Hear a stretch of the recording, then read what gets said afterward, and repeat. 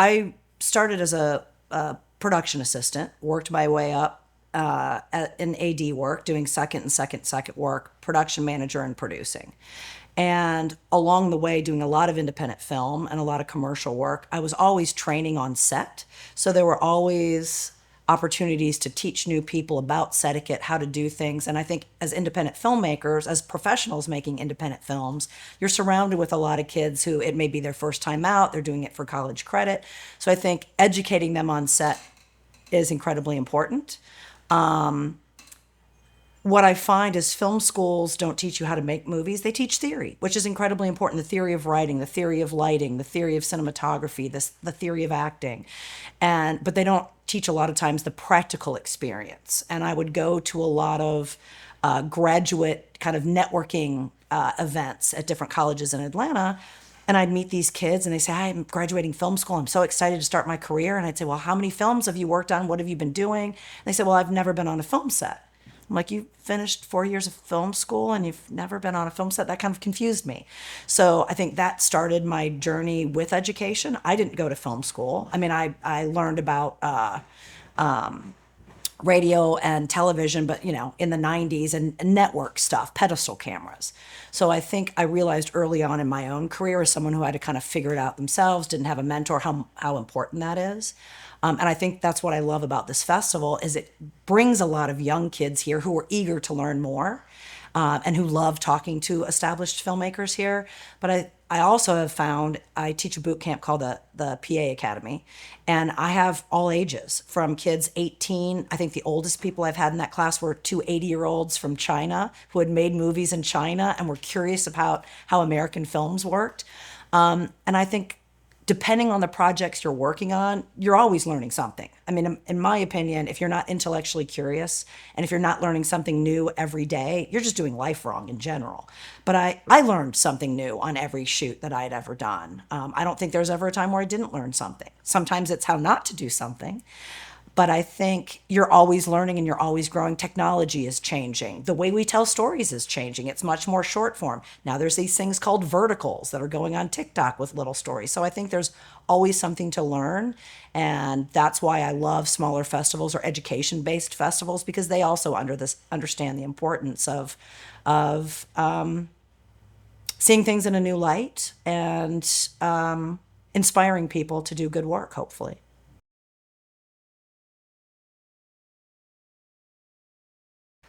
A lot of people who are trying to get into the industry, they're wondering how is my real life job giving me the skills to get into the industry? And I think anything customer service, working in a restaurant, working as a bartender, working as a bar back, even in the back of the kitchen. You're on your feet the whole time. It's a high stress environment. You've got big personalities. But, if you work in retail, maybe you already have experience using a walkie talkie. You're handling money. Again, customer service. You're an office manager. You understand HR. So there's a lot of things that in people's real world, they're gaining skills that they don't know are transferable. If you work in theater, you've done a little bit of everything in theater. So there's a lot. I don't think I've ever come across someone who had a job in the real world that didn't have the transferable skills to move into the industry.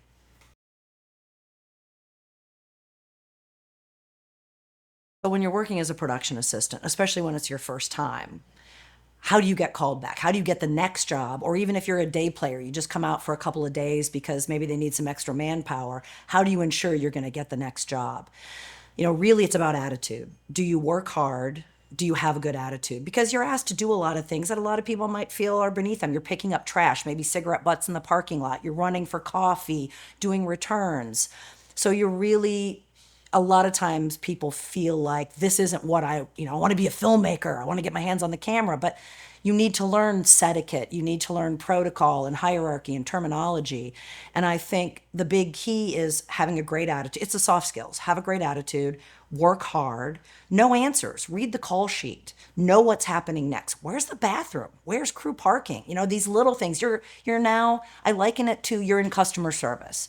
So your job is to provide customer service for your department, for the crew, for the actors, for the team. You serve the story. So, you need to be able to work independently and think for yourself, but also work within a group. Simple things, taking notes.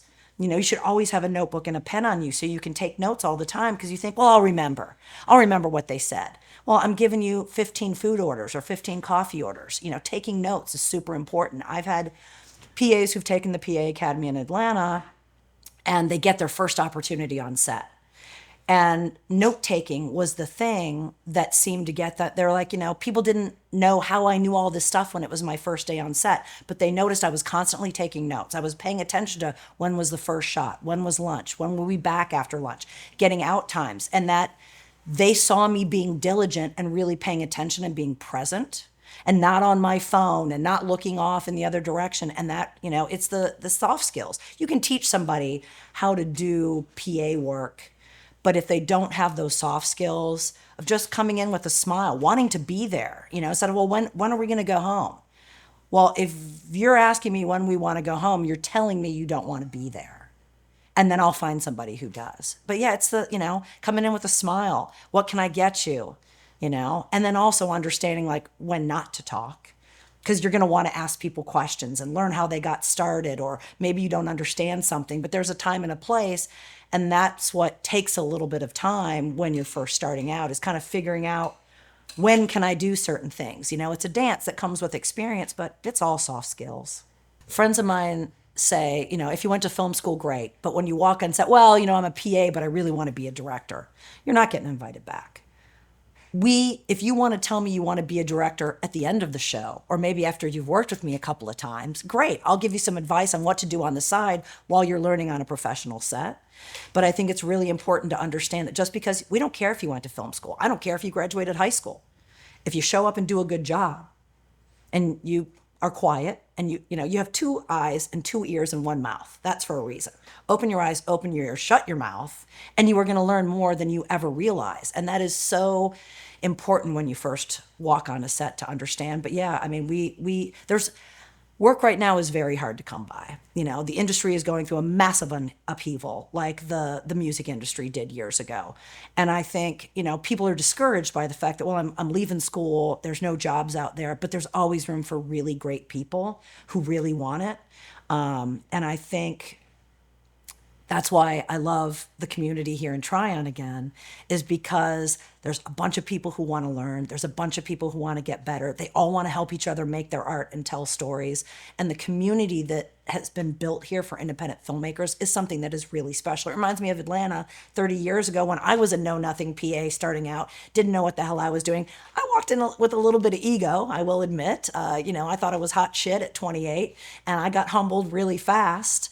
But I also wanted to learn because I'm intellectually curious. If you're not intellectually curious, this is probably not the job for you, and it's not easy. And I think that's another thing people kind of don't realize when they're starting out, is it's hard to have a sustainable career, especially now. It is possible for good people, but go make art. Go do stuff get together with your friends. Take a phone. You don't need a fancy camera. You don't need fancy lights. You don't need fancy, microphones are important. Sound is half the picture. But I think it's so important right now for young kids starting out, or older people starting out that want to tell their stories. Just go do it. Don't get caught up in all the filmmaking mechanics, because you're going to learn more just walking out at 18 and getting on a film set and trying to direct your own stuff on the side while maybe you're also PAing other things.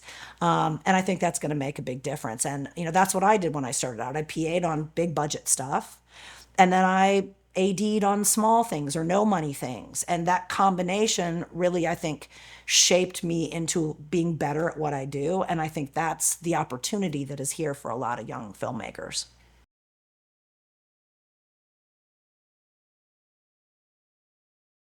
I think a lot of people, when they first come on set, you hear the don't fake it till you make it, which I think is garbage advice.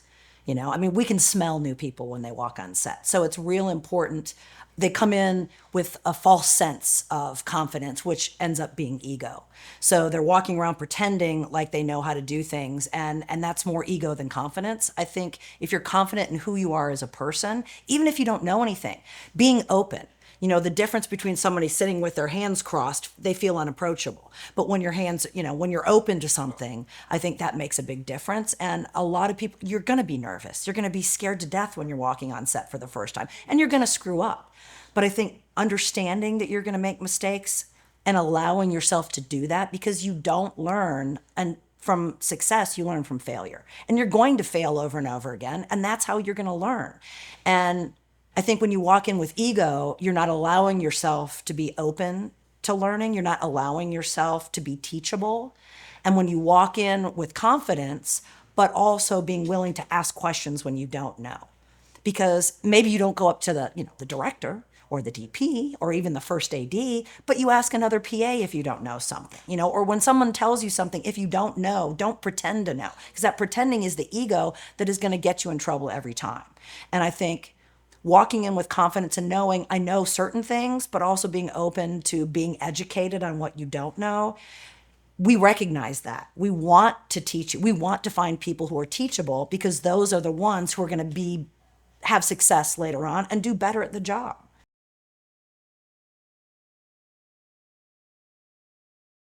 So when I came to Tryon for the first time and drove through town, it was absolutely beautiful. But I'd also done my research. I knew it was a small mountain town. I knew it was a little south of Asheville. I knew it was kind of an artist enclave. But one of my favorite things is the people of Tryon and the community that is built here. And there's two aspects of that. You have the local community like Ashley and the whole gang here and everybody in the tri-state area that are making independent films, helping each other with their projects. So it's a real community that has been built here.